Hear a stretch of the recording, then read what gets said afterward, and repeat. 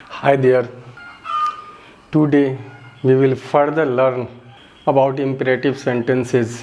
In the previous videos, I have talked about English structure, be plus noun, be plus adjective, base form of a verb, V1 plus adverb, V1 plus object, direct object, indirect object.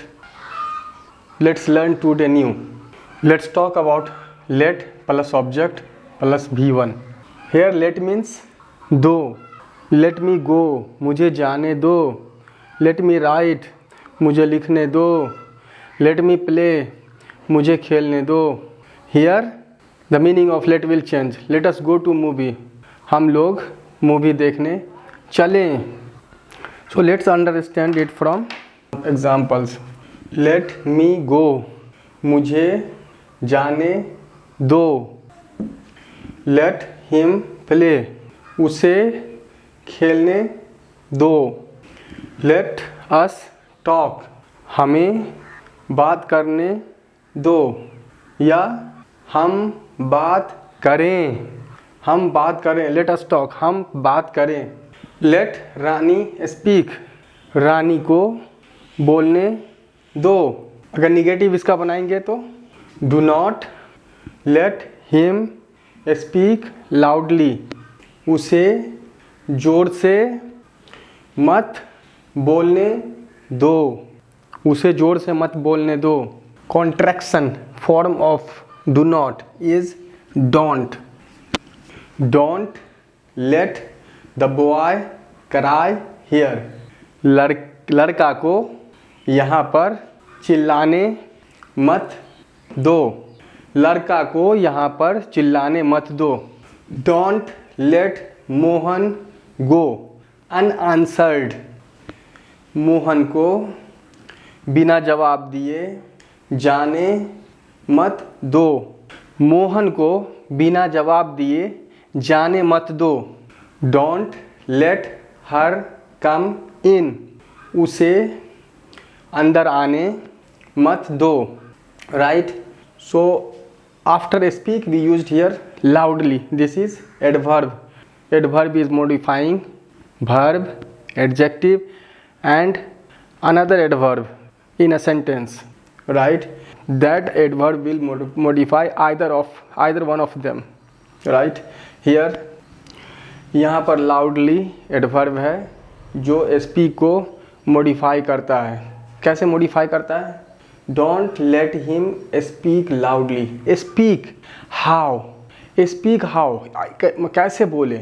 जोर से. जोर से नहीं, कैसे नहीं बोलने देना चाहिए, है ना. इसका जवाब होगा how. how बताता है कैसे नहीं बोलने देना चाहिए. तो जोर से, उसे जोर से बोलने मत दो. Here again we have adverb.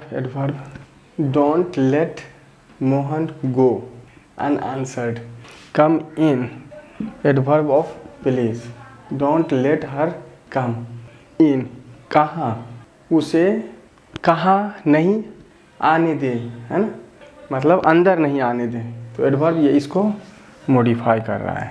ये इसको मॉडिफाई कर रहा है. ये इसको मॉडिफाई कर रहा है. अब यहाँ पे है let me teach you English. Let यहाँ पे एक वर्ब है, इसको बोलते हैं कॉजेटिव वर्ब. यहाँ पे लेट जो है ये कॉजेटिव वर्ब है. काउज बनता है, वजह बनता है ऑब्जेक्ट को कुछ करने के लिए. यहाँ पर लेट जो है कॉजेटिव वर्ब है, ये काउज करता है, वजह बनता है इस ऑब्जेक्ट को कुछ करने के लिए. समझ गए ना. लेट मी गो, मुझे जाने दो. लेट हिम प्ले, उसे खेलने दो. लेट अस टॉक, हमें बोलने दो. लेट रानी स्पीक, रानी को बोलने दो. टॉक मीन्स बात करना, स्पीक मीन्स बोलना. बात करने दो यहाँ. लेट अस टॉक, हमें बात करने दो. लेट रानी स्पीक, रानी को बोलने दो. Late me teach you English, मुझे तुम्हें अंग्रेजी पढ़ाने दो. मुझे आपको अंग्रेजी पढ़ाने दो. Causative, this is object, main verb. Main verb का ये ऑब्जेक्ट 1, ये ऑब्जेक्ट 2. ये मेन वर्ब है ना। टीच अस इंग्लिश, हम लोगों को अंग्रेजी पढ़ाएं। हाँ, टीच अस इंग्लिश, हियर है teach you English. Teach you English ये कोई मीनिंग नहीं देगा जब तक हम इसमें ऐड करते हैं लेट मी टीच, मुझे पढ़ाने दो। लेट मी टीच यू, मुझे आपको पढ़ाने दो।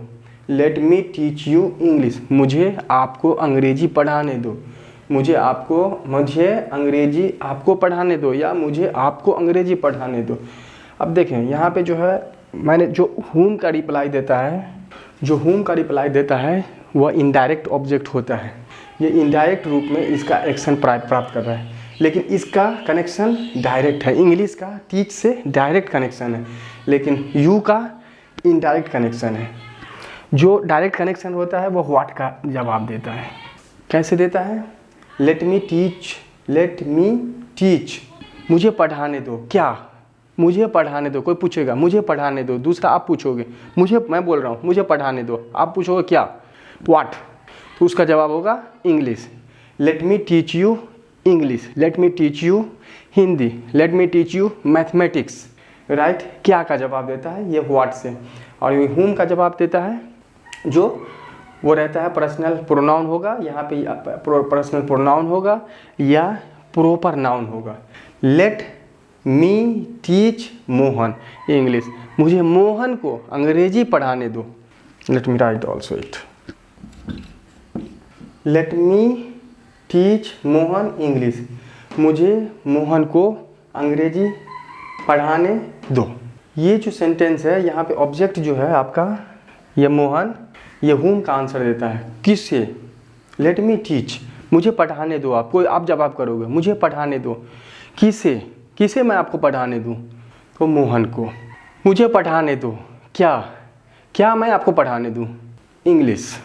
तो ये जो क्या का आंसर देता है वो होता है आपको डायरेक्ट ऑब्जेक्ट। ये डायरेक्ट है, आइए इनडायरेक्ट है, indirect.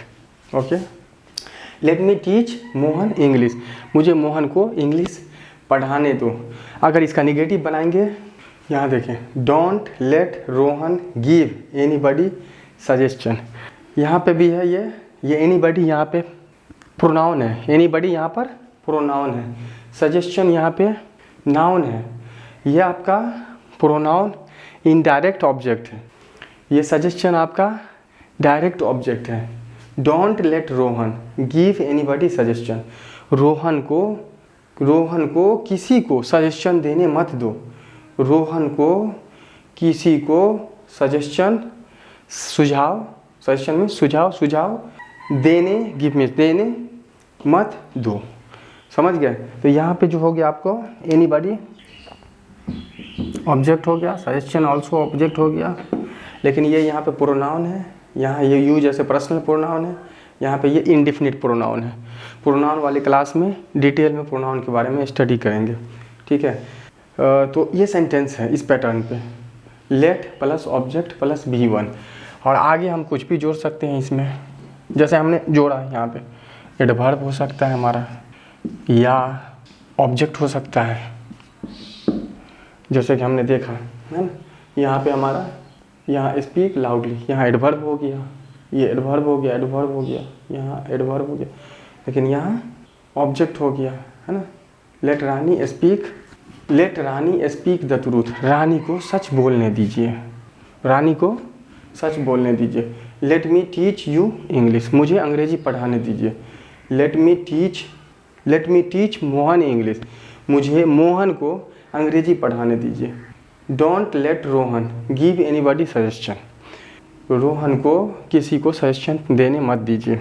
These all are English sentences based on this structure, let plus object plus V1।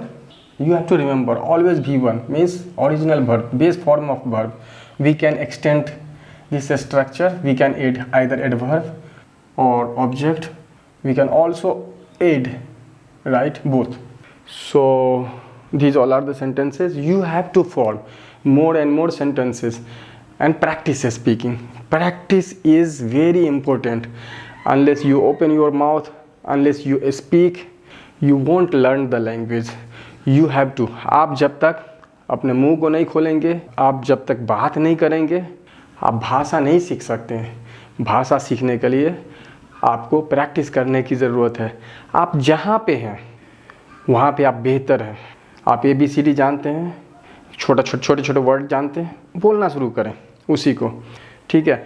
अगर ऐसा करेंगे, अगर आप बोलना शुरू करेंगे तो आपका ये इंग्लिश लैंग्वेज का लर्निंग जर्नी है आसान हो जाएगा। ये जो जर्नी है, लर्निंग क्या है, एक जर्नी है, इसको हमें इंजॉय करनी चाहिए, इसको हमको कंटिन्यूअसली इंजॉय करते रहनी चाहिए। अगर हम इंजॉय नहीं करेंगे और अगर हम बोलेंगे नहीं तो हम नहीं सीख पाएंगे। देखें, हम लोग बचपन से इंग्लिश ग्रामर सीखते आ रहे हैं, इंग्लिश बुक पढ़ते आ रहे हैं और सुनते भी आ रहे हैं, लेकिन जब बात करने की बात आती है तो हम नहीं बोल पाते हैं। तो अगर आप शुरू से, आप अभी से थोड़ा थोड़ा बोलेंगे तो आपका बोलना आसान हो जाएगा। तो आप बोलें, प्रैक्टिस करें। पहले के ज़माने में हम बोलते थे कि हमारे पास आदमी नहीं है, किससे बात करें, लेकिन अभी आपके पास स्मार्टफोन है। उस स्मार्टफोन में मीन्स थाउजेंड्स ऑफ एप्लीकेशंस है, उसमें से किसी एक को सेलेक्ट करें और उस पर बात करना शुरू करें। That is available at your finger tip, right. Whenever you are free, whenever you feel comfortable, you should open that application, English speaking application, and practice speaking with your co-learner, right? See, सब learn कर रहे हैं उस platform पे। तो हम नहीं बोल सकते हैं कि हमारे पास आदमी नहीं है बात करने के लिए। आदमी है, हमारे अंदर जज्बा होनी चाहिए, हिम्मत होनी चाहिए। अगर हमारे अंदर हौसला है, हिम्मत है, जज्बा है तो हम कुछ भी कर सकते हैं। बात करना क्या, ये तो बहुत छोटी बात है, बात करना तो बहुत ही छोटी बात है, हम बात कर सकते हैं, ठीक है। इस बात को ध्यान में रखें, आप प्रैक्टिस करें बोलने का, ठीक है। और अगर अभी तक मेरे YouTube चैनल को सब्सक्राइब नहीं किया है, लर्न इंग्लिश विथ इमाम, अभी तक आपने मेरे YouTube channel learn English with इमाम को सब्सक्राइब नहीं किया है, सब्सक्राइब करें, जिससे कि आपको टाइम टू टाइम नोटिफिकेशन जाएगा। जैसे ही मैं वीडियो अपलोड करूँगा आप पे नोटिफिकेशन जाएगा, फिर आपको उसको देखेंगे और उससे फ़ायदा उठाएंगे। नेक्स्ट, अगर ये वीडियो आपको अच्छा लगा, ऑफ कोर्स आपको लाइक करनी चाहिए, लाइक करें। और बहुत सारे आदमी होंगे आपके इन एंड अराउंड, आपके इर्द गिर्द, आपके सराउंडिंग में, आपके फ्रेंड सर्कल में, उन्हें भी ये वीडियो शेयर करें ताकि वो भी अंग्रेज़ी भाषा सीखें, उनका भी इंग्लिश लैंग्वेज लर्निंग जर्नी आज आसान हो जाए, सिंपल हो जाए, साधारण हो जाए, interesting also. I will teach you an interesting way, interesting भी हो जाएगा आपका लर्निंग जर्नी। तो आज का यही टॉपिक था, इसी स्ट्रक्चर पे हमें बात करना था, हमने बात किया। उम्मीद करता हूँ कि आपको समझ में आया होगा।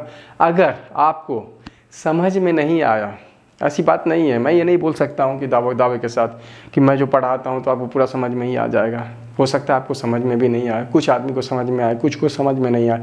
अगर आपको समझ में नहीं आया तो आप कमेंट सेक्शन में उसको लिखें, कहाँ आपको समझ में नहीं आया। दोबारा मैं आपको बताऊँगा, तिबारा मैं आपको बताऊँगा, मैं बार बार मैं आपको बताऊँगा, तो आप उसको कमेंट सेक्शन में लिखें।